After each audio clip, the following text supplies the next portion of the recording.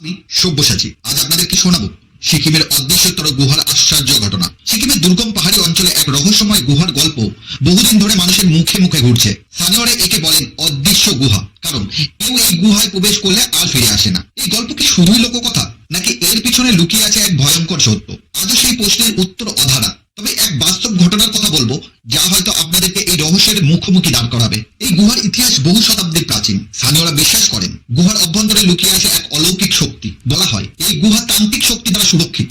প্রাচীনকালে এক তান্ত্রিক সাধক এই গুহার অভ্যন্তরে প্রবেশ করেছিলেন। তার লক্ষ্য ছিল দেবতাদের কাছ থেকে অমরত্বের বর অর্জন করা, কিন্তু সেই সাধক আর ফিরে আসেননি। তারপর থেকেই স্থানীয়রা বিশ্বাস করতে শুরু করেন গুহার গভীরে এমন এক শক্তি লুকিয়ে আছে যা সময়, স্থান এবং বাস্তবতার নিয়মকে বদলে দিতে পারে। বছর 10 আগে রোহিত সেন, একজন তরুণ প্রত্নতাত্ত্বিক, এই গুহার রহস্য উদ্ঘাটনের সংকল্প নেন। বিভিন্ন প্রাচীন নিদর্শন নিয়ে গবেষণা করতে করতে তিনি এই সিকিমের অজানা গুহার কথা জানতে পারেন। সেই সময় স্থানীয়রা তাকে বারবার সাবধান করেছিলেন, গুহার ভিতরে এক অলৌকিক শক্তি বাস করে, যারা সেখানে গেছে তারা আর ফিরে আসেনি। কিন্তু রোহিত ছিলেন একান্তই সত্য অনুসন্ধানী। তিনি বিশ্বাস করতেন প্রতিটি কল্পকাহিনীর পিছনে লুকিয়ে আছে বাস্তবের ছায়া। একদিন সকালবেলায় রোহিত সমস্ত প্রস্তুতি নিয়ে বেরিয়ে পড়লেন, সঙ্গে ক্যামেরা, টর্চ, নোটবুক আর কিছু খাবার।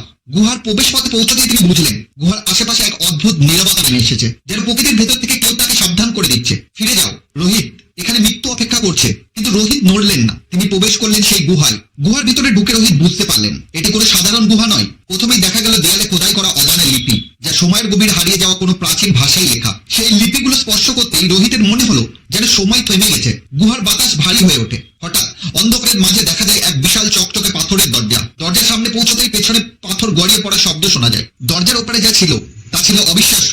রোহিত নিজেকে আবিষ্কার করেন এক অচেনা জগতে, যেখানে আকাশ রক্তিম, মাটির রং সবুজ আর চারপাশে অদ্ভুত ছায়ামূর্তি ঘুরে বেড়াচ্ছে। হঠাৎ সামনে আবির্ভূত হয় এক বিশাল আকৃতির ছায়ামূর্তি। মূর্তিটি ধীরে ধীরে বলে ওঠে, তুমি আমাদের অঞ্চলে প্রবেশ করেছো, ফিরে যেতে চাইলে তোমাকে পরীক্ষায় উত্তীর্ণ হতে হবে। মূর্তিটি 3টে পথ দেখায়। প্রথম পথ যা অন্ধকারের দিকে নিয়ে যায়, যেখানে সময় আর বাস্তবতার কোনো নিয়ম নেই। দ্বিতীয় পথ যা চিরকাল রোহিতকে বন্দী করে রাখবে এই অচেনা জগতে। তৃতীয় পথ যার রহস্য আজও কেউ উন্মোচন করতে পারেনি। রোহিত বুঝতে পারলেন তার সামনে সময় খুব